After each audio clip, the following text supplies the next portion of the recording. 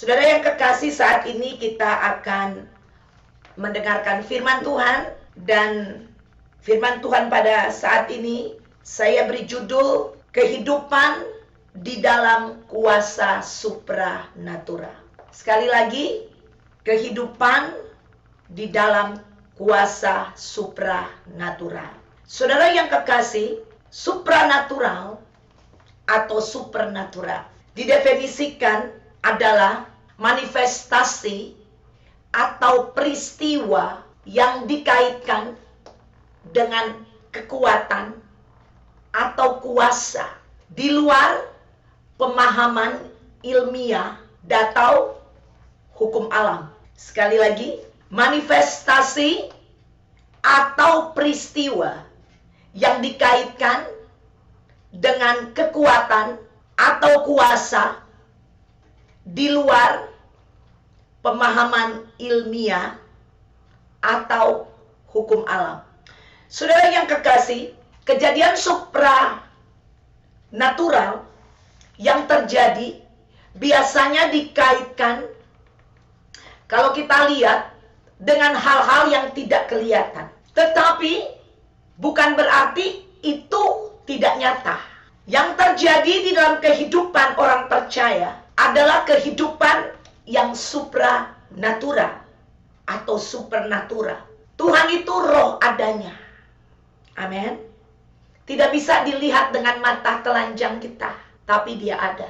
Kehidupan orang percaya adalah kehidupan yang berjalan di dalam firman Allah. Amin. Saudara yang kekasih, kalau kita melihat, saudara yang kekasih, dunia yang nyata ini, yang kita bisa nikmati hari ini, atau sejak kita hidup di bumi ini, itu hasil karya dari sesuatu yang tidak kelihatan dan menjadi kelihatan. Perkataan itu tidak kelihatan. Betul? Tetapi kita bisa lihat perkataan itu menjadi kenyataan. Pada waktu Tuhan berfirman, waktu dia menciptakan langit dan bumi ini, saudara, hanya dengan perkataan yang tidak kelihatan dan menjadi dunia yang kelihatan. Saudara yang kekasih, ilmu pengetahuan itu tidak bisa menerima atau memahami akan hal ini. Saudara, sains atau ilmu pengetahuan tidak dapat menjelaskan semua hal yang terjadi di dunia ini atau di alam semesta ini. Dengan ilmu yang dimiliki oleh manusia berdasarkan research, saudara, dan pengetahuan yang dimiliki, manusia menyimpulkan menjadi satu teori. Betul? Dan saudara yang kekasih, contoh bahwa sains atau ilmu pengetahuan tidak dapat menjelaskan semua hal yang ada di dunia ini. Saudara, contohnya adalah banyak teori yang membahas asal-usul kehidupan daripada manusia. Betul? Dari dulu, saudara yang kekasih, ada teori yang mengatakan bahwa makhluk hidup berasal dari benda mati. Saudara yang kekasih, teori ini dikenal dengan teori yang namanya abiogenesis. Dan akhirnya teori ini, saudara yang kekasih, tidak bisa bertahan dan dibantah dengan teori biogenesis. Saudara, mengatakan, meyakini bahwa makhluk hidup berasal dari makhluk hidup sebelumnya. Terus ada lagi teori yang mengatakan kehidupan di bumi ini berasal dari luar angkasa, saudara. Nah, teori ini dinamakan teori kosmologi. Dan saudara, terus sampai adanya teori evolusi. Dan teori evolusi ini juga masih diperbantahkan sampai hari ini, generasi ke generasi. Betul, saudara yang kekasih? Saudara yang kekasih, tapi kita bersyukur, kita tidak mempercayai teori-teori ini. Tapi kita mempercayai firman Allah adalah Allah yang menciptakan. Katakan amin. Haleluya. Saudara yang kekasih, manusia boleh berteori, tetapi faktanya dan buktinya, saudara, tidak bisa dibuktikan secara keseluruhan daripada alam semesta yang ada sampai hari ini. Saudara yang kekasih, sebagai orang percaya kita bersyukur kepada Tuhan kalau kita sekali lagi tidak menganut teori-teori ini. Kita percaya kepada penciptaan yang dilakukan oleh Allah. Kita manusia diciptakan pada hari yang ke-6. Katakan amin. Haleluya. Itu yang kita percaya. Saudara, kalau kita percaya bahwa bumi yang kita hidupi ini adalah buatan Tuhan, yang notabene-nya Tuhan yang tidak kelihatan, yang menciptakan sesuatu yang kelihatan. Betul?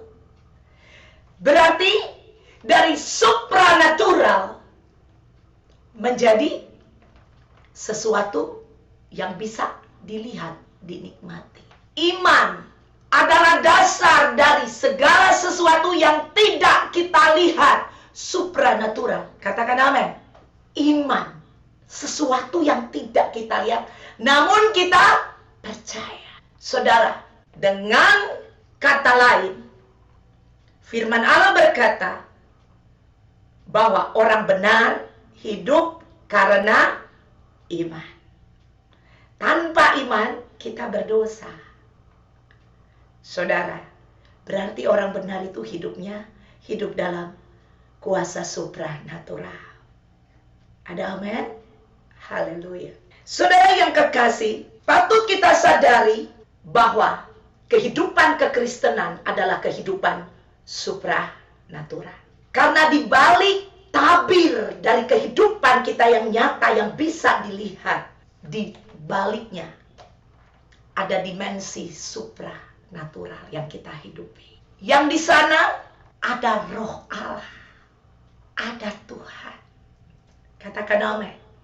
Haleluya. Itulah sebabnya firman Allah berkata, Immanuel, aku menyertaimu sampai pada kesudahan zaman.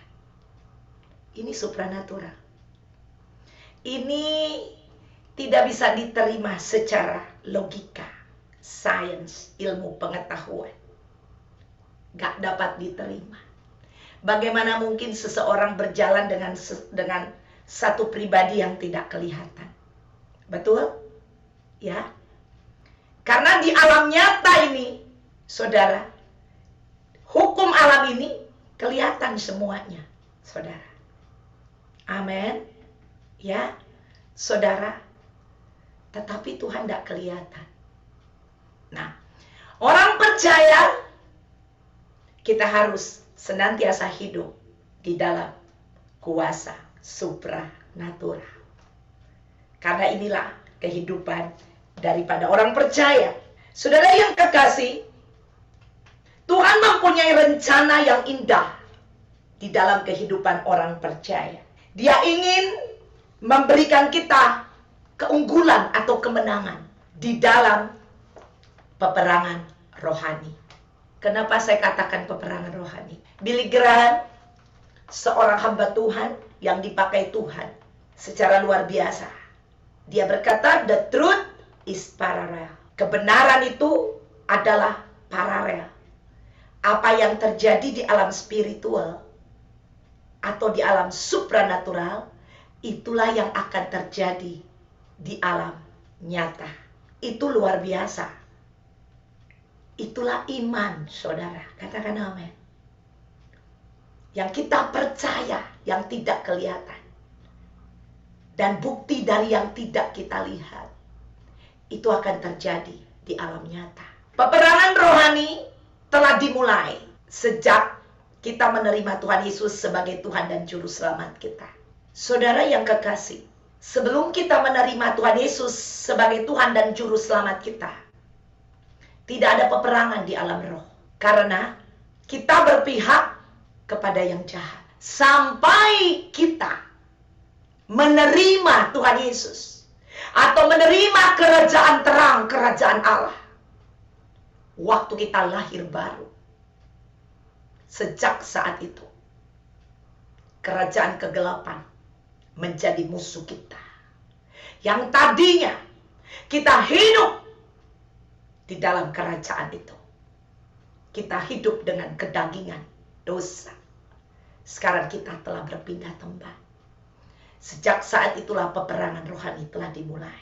Iblis atau setan memiliki satu tujuan, yaitu ingin menghancurkan kita. Destroy us. Iblis datang untuk mencuri, membunuh, dan membinasakan. Namun kita percaya kita dapat mengatasi strategi spiritual yang iblis coba rencanakan dalam hidup kita. Bukan karena kita bisa pergi ke alam spiritual. Bukan. Karena ada Tuhan kita di alam spiritual. Katakan amin. Haleluya. Saudara, itu yang membuat kita bisa berdiri dan mengalahkan iblis di alam spiritual. Haleluya. Saudara yang kekasih, Tuhan ingin kita menjadi manusia supranatural atau manusia yang berjalan di dalam roh. Berjalan di dalam roh. Roh ini adalah roh kebenaran, roh Allah. Oleh karena itu, Dia memberikan kekuatannya di dalam kita untuk berjalan. Bukan kekuatan kita. Kalau kekuatan kita nggak mampu. Saudara, di alam spirit, di alam roh, saudara, di situ ada iblis. Betul? Di alam roh ada Tuhan. Di alam roh ada siapa lagi? Ada malaikat. Betul? Saudara yang kekasih, kita ada di alam nyata. Saudara, tetapi saya bersyukur kita yang bisa lihat pakai mata fisik seperti ini, tetapi di dalam kita ada namanya roh kita juga. Manusia terdiri dari roh, jiwa, dan tubuh. Nah, di dalam roh kita waktu kita menerima Tuhan Yesus, di dalam roh itulah roh Allah berdiam. Amin. Roh Allah menguasai roh kita. Sehingga roh kita bisa kuat di dalam kekuatan kuasa Allah. Jadi, kalau kita berlawanan di alam roh, bukan karena kita, tapi karena ada Tuhan di alam roh. Betul? Kita gak bisa lihat di alam roh, saudara. Karena memang kita diciptakan sebagai manusia yang di alam nyata. Tetapi kita ada roh. Nah, roh kita inilah, saudara, yang di dalamnya Tuhan mau supaya roh kita ini dikuasai oleh roh Allah. Dan roh inilah di mana kita boleh berjalan di dalam supranatural. Sehingga apa yang terjadi di alam roh benar-benar kita bisa nikmati di alam nyata. Tuhan Yesus datang untuk mengembalikan kita kepada panggilan Allah, yaitu untuk hidup bersama dengan Dia sebagai keluarga Allah. Dan Tuhan mau supaya kita senantiasa hidup di bawah pimpinan Allah.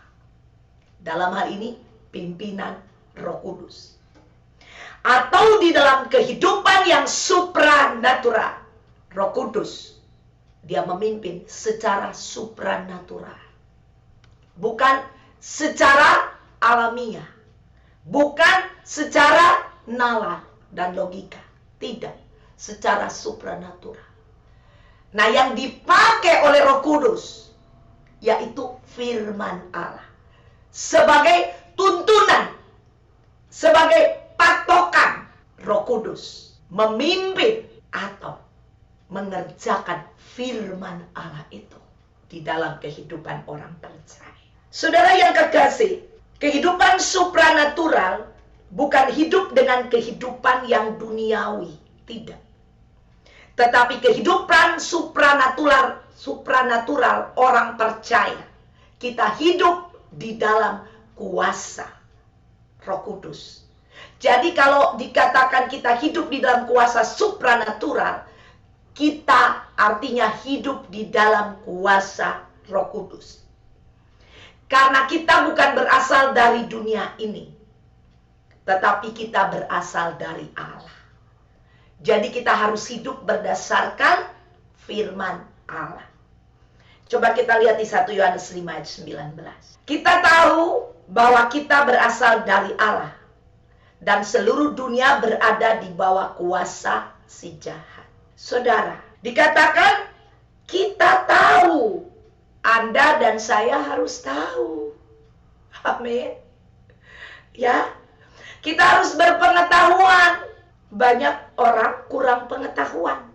Firman Allah berkata, umatku tersesat kalau kurang pengetahuan.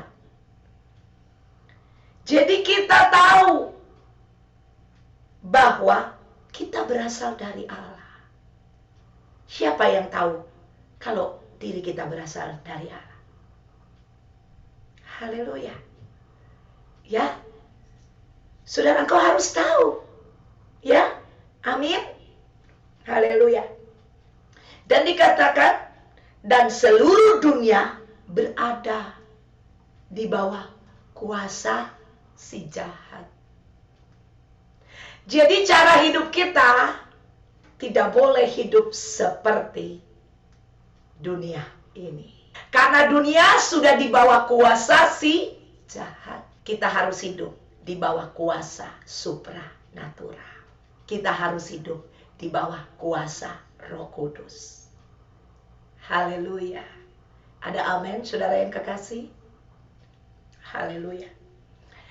Saudara yang kekasih, terlepas dari asal usul kita yang alamiah ini, kita ini sebelum kita menerima Tuhan Yesus, asal usul kita yaitu manusia alamiah yang berasal dari dunia yang sudah jatuh. Makanya firman Allah berkata bahwa kita sudah berdosa sejak di kandungan ibu kita. Itulah manusia alamiah kita. Manusia yang sudah berdosa. Manusia duniawi. Itu asal usul kita. Tetapi hari ini kita harus meneriakkan. Haleluya. Haleluya, ada amin. Karena hari ini kita telah dilahirkan di dalam satu keluarga, yaitu keluarga Allah. Ada amin, saudara? Haleluya. Kita telah dilahirkan di dalam roh, katakan amin. Yaitu kita telah dilahirkan di bawah kuasa supranatural. Haleluya. Saudara yang kekasih, Tuhan Yesus pada waktu malaikat datang pada Maria, pada waktu itu malaikat berkata bahwa, hai Maria, engkau akan mengandung dari benih roh Allah. Sejak kita menerima Tuhan Yesus, kita sudah dilahirkan di dalam roh Allah. Katakan amin. Haleluya. Jadi kita termasuk keluarga Allah. Saya percaya semua kita yang hadir adalah keluarga Allah. Boleh bilang amin. Siapa di sini yang keluarga Allah? Saudara, jangan takut-takut. Angkat tanganmu, tunjukkan ke dunia. Ada iblis, kalau bisa mau lihat, silakan lihat. Kita ini adalah keluarga Allah. Haleluya. Karena kita dilahirkan di dalam roh. Firman Allah berkata, inilah kelahiran baru kita. Saudara, kita akan melihat saat ini. Kita akan melihat diri kita di dalam kehidupan supranatural atau sebagai keluarga Allah. Amin. Oh, haleluya. Haleluya. Yang pertama kita akan lihat. Yang pertama yang Anda harus tahu, kita adalah ahli waris. Kita buka di 1 Petrus 1 ayat 18 sampai 19. Sebab kamu tahu bahwa kamu telah ditebus dari cara hidupmu yang sia-sia, yang kamu warisi. Kita mewarisi dulu dari nenek moyangmu.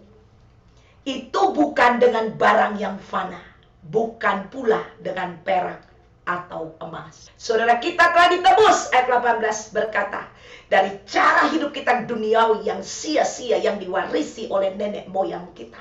Sejak kita dari kandungan ibu kita yang sudah berdosa. Kita telah ditebus, dikatakan bukan dengan barang yang fana. Bukan pula dengan perak atau emas.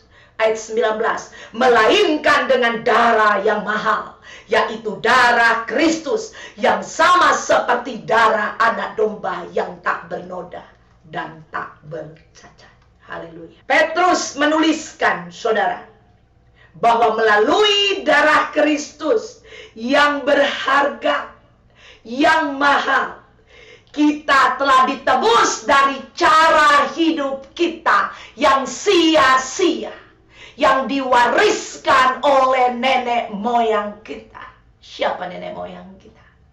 Adam dan Hawa, yang telah jatuh di dalam dosa. Saudara yang kekasih, tidak peduli warisan semacam apakah yang diwarisi oleh nenek moyang kita kepada kehidupan kita, atau yang diwarisi oleh ayah kita, atau ibu kita, atau oleh siapapun yang ada di atas kita, yang kehidupannya adalah kehidupan duniawi.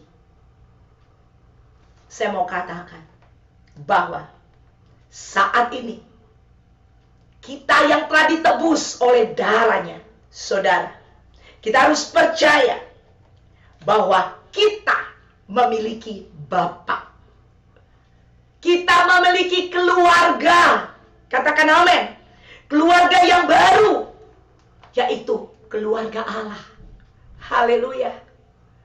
Dan warisan yang akan kita terima bukan lagi warisan dari nenek moyang kita secara alamiah. Katakan amin. Tapi warisan yang akan kita terima adalah warisan dari Bapa kita yang di sorga. Boleh berikan kemuliaan bagi Bapa kita. Haleluya. Ini fakta penting yang harus setiap orang percaya miliki, dan ini yang harus menjadi dasar kehidupan orang percaya. Pemahaman tentang warisan ini akan mempengaruhi pandangan kehidupan kita, karena itu menyangkut identitas diri kita. Karena kita telah ditebus oleh darah Kristus. Itulah sebabnya identitas kita telah berubah. Kita bukan pewaris dosa lagi, tetapi kita pewaris kehidupan kekal. Katakan amin. Haleluya. Kita bukan pewaris kematian kekal lagi, tapi kita pewaris kehidupan kekal. Kita pewaris apa yang dimiliki Bapa kita. Bapa kita memiliki kerajaan sorga, dan kita adalah ahli waris kerajaan sorga. Haleluya. Haleluya. Itu yang kita miliki, saudara yang kekasih. Haleluya. Di dalam diri kita, kita harus percaya mengalir darah penebusan, yaitu darah Allah. Darah Kristus mengalir di dalam hidupmu dan hidupku. Katakan amin. Haleluya. Kita harus percaya ini, saudara yang kekasih. Kita telah ditebus oleh darah.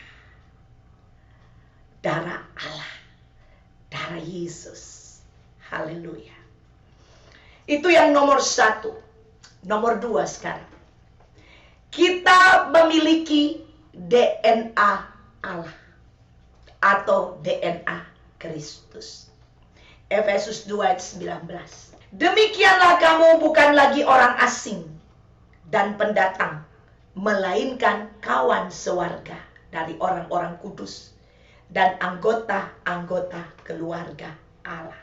Saudara yang kekasih, dalam beberapa tahun terakhir ini, khususnya di Amerika, saudara, kita sering melihat ya di televisi, ya, bagaimana ada analisis DNA yang menjadi sangat populer untuk mengeksplorasikan warisan genetik kita. saudara. Jadi kita bisa datang ya untuk tes DNA kita dan kita bisa lihat kita nih punya darah dari mana aja. Ya. Di sini itu ada, saudara, kita bisa cek. Jadi mungkin saya kalau cek mungkin ada darah Spanyol atau darah apa. Seperti itu maksudnya ya. Mungkin ada darah apanya gitu setengah. Ya Mongolia atau darah apa nggak tahu lah. Saudara, saya nggak tahu. Yang saya tahu saya orang Indonesia ya. Nanti kalau Anda mau boleh dicek yang di Amerika. Mungkin di Indonesia juga udah ada ya. Dan di televisi saya suka lihat, saudara yang kekasih. Nah, saudara yang kekasih ini mau nawarkan memberitahu kepada kita apa yang dikatakan tentang DNA kita atau leluhur kita. Betul? Sementara ini, saudara yang kekasih, kita lihat bahwa ada banyak orang secara fisik kepengen mau tahu DNA-nya dia atau leluhurnya seperti apa. Banyak orang Kristen telah menghabiskan banyak waktu untuk mengeksplorasikan kehidupan dia secara DNA. Ya, banyak saudara. Diselidiki orang tuanya.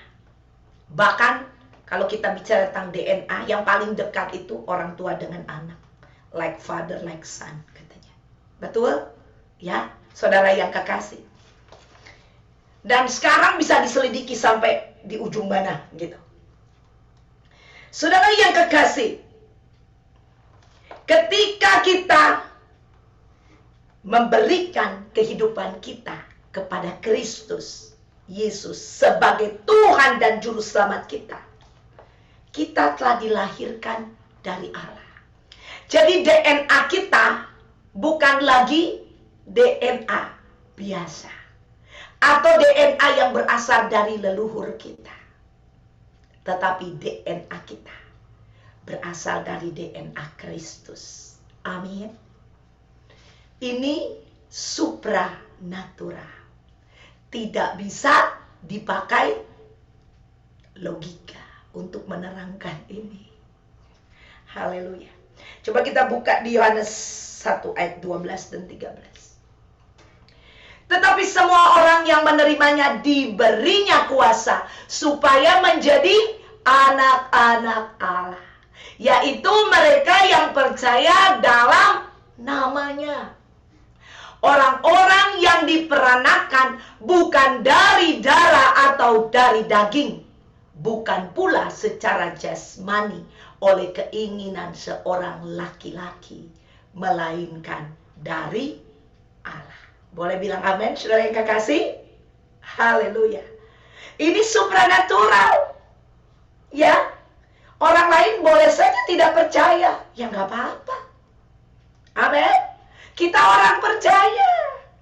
Kita hidup dari apa yang kita percaya. Amin. Haleluya.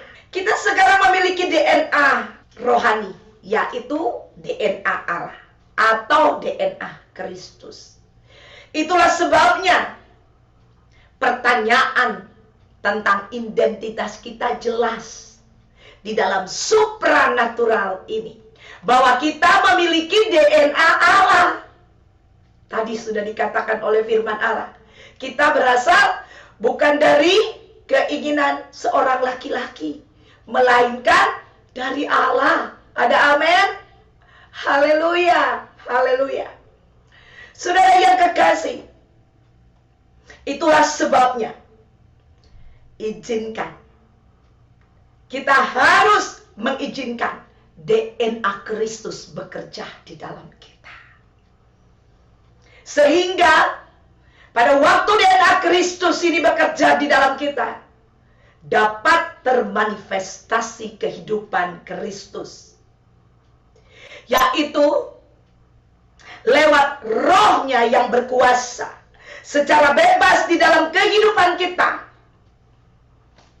membawa kita untuk hidup di dalam kebenaran, bukan hidup di dalam kedagingan lagi, atau hidup di dalam manusia alamiah yang sudah jatuh di dalam dosa. Amin. Haleluya. Kita lihat Roma 8 ayat 5 sampai 11. Di sini lebih jelas kita bisa lihat. Sebab mereka yang hidup menurut daging, ini manusia alamiah yang jatuh, memikirkan hal-hal yang dari daging. Mereka yang hidup menurut roh, memikirkan hal-hal yang dari roh. Karena keinginan daging adalah maut, tetapi keinginan roh adalah hidup dan damai sejahtera. Sebab keinginan daging adalah perseteruan terhadap Allah, karena ia tidak takluk kepada hukum Allah. Ya, jadi di luar kehidupan yang supranatural, itu kehidupan daging. Perhatikan ayat 7, karena ia tidak takluk kepada hukum Allah. Hal ini memang tidak mungkin baginya. Ayat 8. Mereka yang hidup dalam daging tidak mungkin berkenan kepada Allah. Tetapi kamu tidak hidup dalam daging, amin, melainkan dalam roh. Jika memang roh Allah diam di dalam kamu. Tetapi jika orang tidak memiliki roh Kristus, ia bukan milik Kristus. Tetapi jika Kristus ada di dalam kamu, maka tubuh memang mati karena dosa, tetapi roh adalah kehidupan oleh karena kebenaran. Ayat 11. Dan jika roh Dia yang telah membangkitkan Yesus dari antara orang mati diam di dalam kamu, maka Ia yang telah membangkitkan Kristus Yesus dari antara orang mati akan menghidupkan juga tubuhmu yang fana itu oleh rohnya yang diam di dalam kamu. Wow. Saudara, Paulus sangat gamblang dalam menggambarkan perbedaan dalam dua hal ini. Manusia yang dipimpin oleh roh dan manusia daging atau manusia alamiah yang jatuh di dalam dosa. Kita bersyukur kepada Allah bahwa keputusan yang Allah sudah lakukan mengenai tujuan akhir dari kehidupan kita sebagai orang-orang yang telah ditebus dengan darahnya sendiri. Dia telah mengetahui sebelumnya. Dia juga yang telah menentukan kita untuk menjadi serupa dengan gambar anaknya. Haleluya. Saudara, kita lebih dalam kita lihat di Roma 8 ayat 29, kita akan lihat. Sebab semua orang yang dipilihnya dari semula, mereka juga ditentukannya dari semula untuk menjadi serupa dengan gambaran anaknya, supaya ia, anaknya itu, menjadi yang sulung di antara banyak saudara. Saudara yang kekasih, DNA Tuhan pada akhirnya akan menang. Katakan amin. Haleluya. Kalau kita baca tentang manusia roh dan manusia daging, saudara yang kekasih, sulit bagi kita untuk hidup di dalam manusia roh, betul? Saudara, tetapi Roma 8 ayat 29 dengan jelas berkata, sebab kita yang sudah dipilih dari semula, kita juga ditentukan dari semula untuk menjadi serupa dengan gambar anaknya. Katakan amin. Haleluya. Haleluya. Ya, saudara yang kekasih, Dia tidak akan mengenal lelah sampai Dia memulihkan kita menjadi serupa dengan Dia. Katakan amin. Haleluya. Puji nama Tuhan. Kita buka lagi Filipi 1 ayat 6.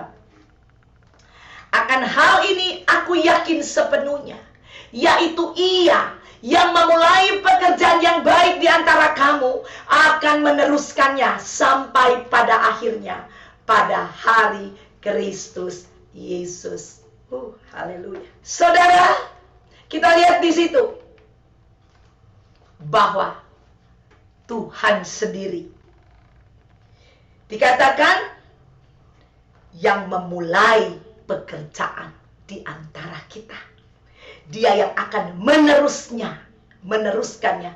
Sampai kapan? Sampai pada hari Kristus Yesus. Haleluya. Haleluya. Kita punya DNA Kristus di dalam kita. Katakan amin. Haleluya. Haleluya. Dikatakan Kristus adalah saudara yang sulung.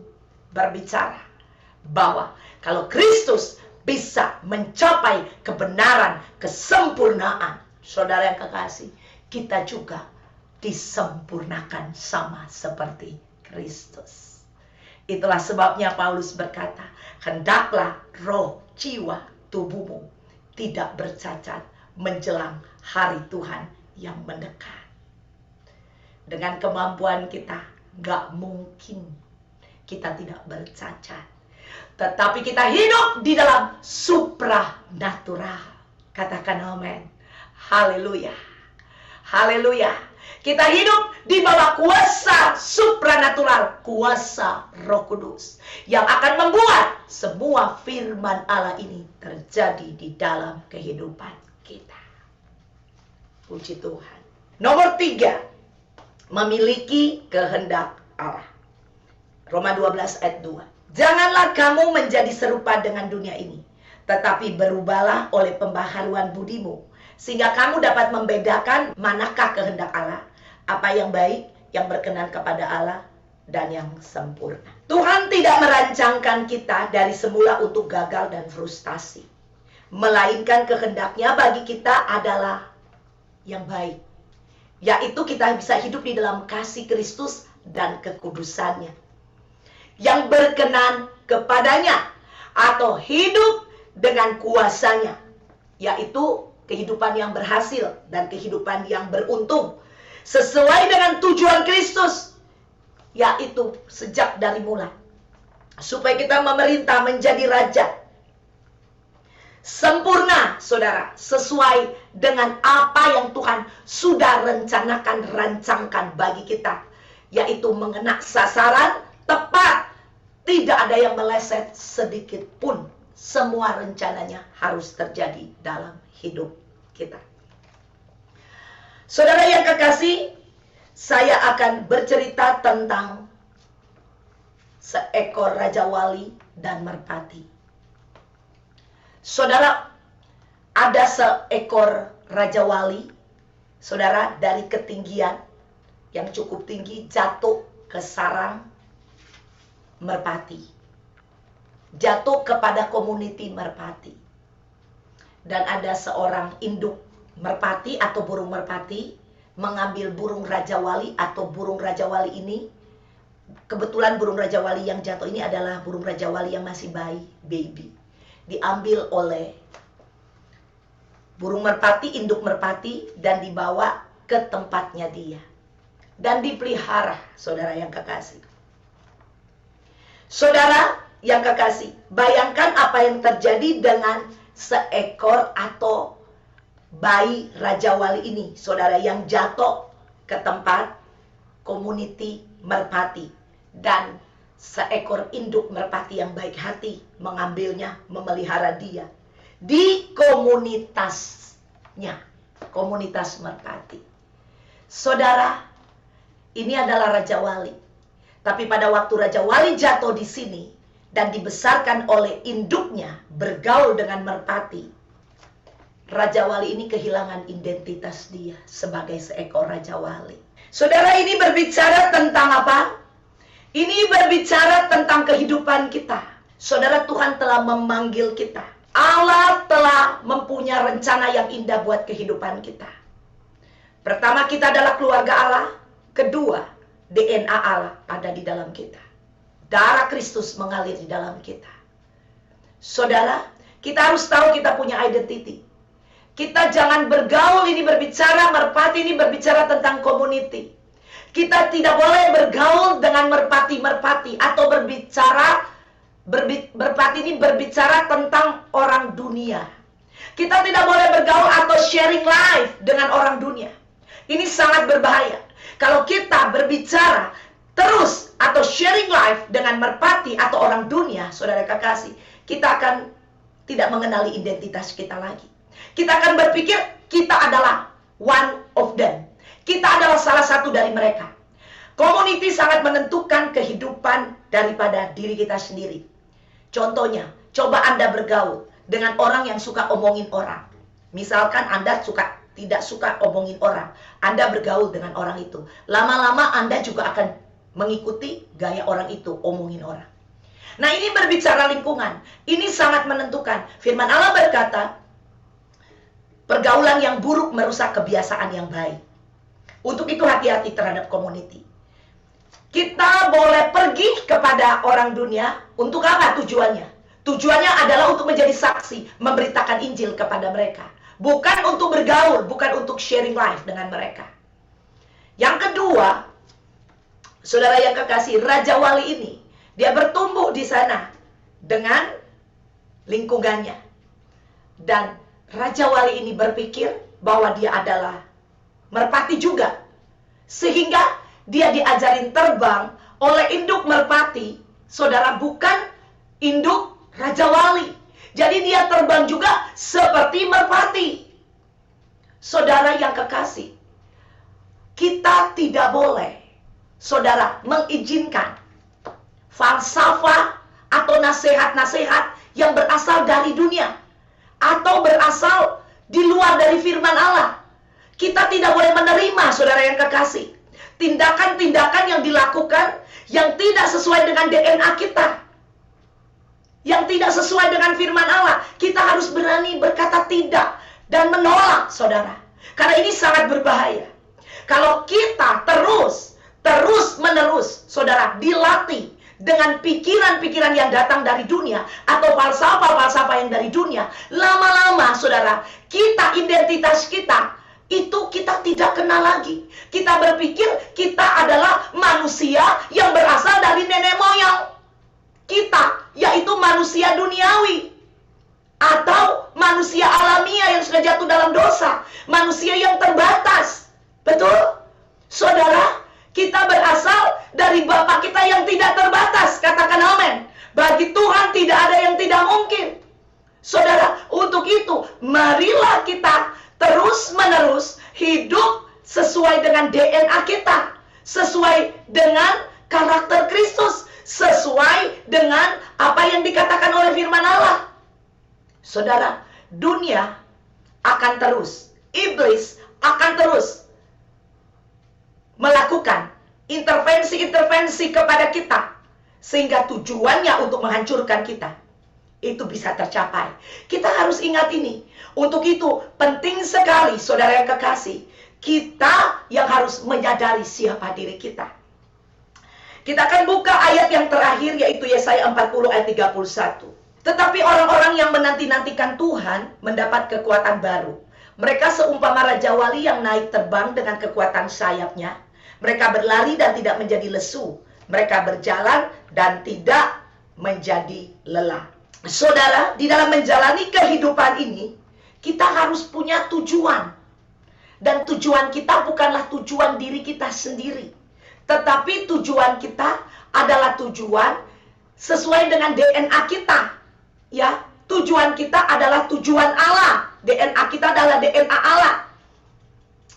Saudara, kita harus mengaktifkan kehendak Allah itu yang terjadi dalam hidup kita. Kita harus mengaktifkan bahwa kita ini bukan lagi, ya, diaktifkan itu setiap hari.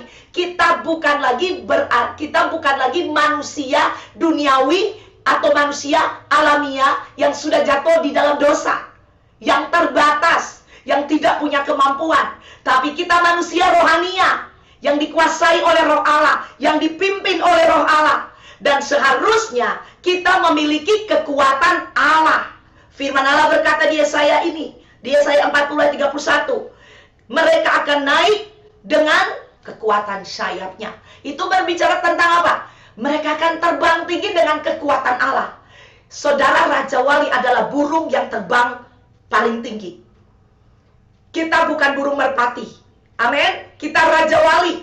Raja Wali, dia terbang melewati merpati. Jadi standar kehidupan orang percaya harus lebih tinggi daripada orang dunia. Bahkan jauh lebih tinggi, bahkan berbeda. Katakan amin. Haleluya. Ini harus terjadi. Kalau di dunia bilang iya, kita bilang tidak. Dunia bilang tidak mungkin, kita bilang all things are possible. Semua itu mungkin bagi Allah. Katakan amin. Haleluya. Nah, ini perbedaannya. Dan dikatakan mereka akan berlari dan tidak menjadi lelah. Mereka akan berjalan dan tidak menjadi lesu, lemah. Saudara, ini berbicara apa? Tuhan sendiri dengan kekuatannya bekerja di dalam kita. Jadi tidak ada kata capek, tidak ada kata lelah. Ini berbicara apa? Kalau kata capek dan lelah, ini berbicara manusia alamiah. Tetapi di dalam manusia roh, bukan kita, tetapi roh Allah, roh Kristus yang bekerja di dalam kita. Katakan amin. Sehingga sungguh-sungguh, saudara kekasih, kita akan menikmati perjalanan kita selama kita ada di dunia ini. Kita tidak berjalan dengan kemampuan kita. Kita tidak berjalan dengan manusia alamiah kita yang sudah jatuh di dalam dosa, yang terbatas. Itu semua bukan milik kita lagi, karena kita berasal dari Allah. Firman Allah tadi berkata, kita berasal dari Allah. Untuk itu, saya akan menutup dengan mengingatkan kita akan 3 hal ini. Yang pertama, kita adalah keluarga Allah. Ada darah Allah yang mengalir dalam diri kita. Yang kedua, ada DNA Kristus yang ada di dalam kita. Yang ketiga, ada kehendak Allah yang sempurna yang di dalam kita. Marilah kita berjalan dari kemenangan pada kemenangan. Nama Tuhan dipermuliakan. Amin.